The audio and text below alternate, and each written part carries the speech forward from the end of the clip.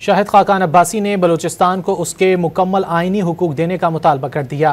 क्वेटा में मीडिया से गुफ्तगू में शाहिद खाकान अब्बासी ने कहा, बलूचिस्तान इस मुल्क की आइनी इकाई है, बलूचिस्तान को उसके आइनी हकूक देना होंगे। माजी में हम अपना एक हिस्सा गंवा चुके हैं, अब हमें तमाम मामलात को संजीदा लेना होगा।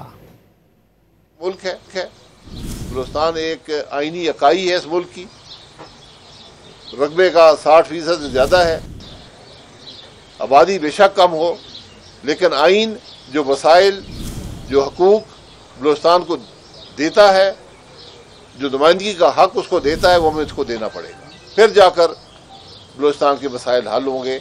इस पर मेरी अपने तमाम पाकिस्तान के दीगर इलाकों से गुजारिश है कि इस बात को समझें।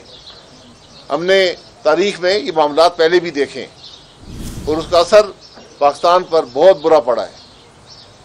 हमने आधा मुल्क खोया है, हमें इन मामलात को तय करना है। और अब खबर कारोबारी दुनिया से।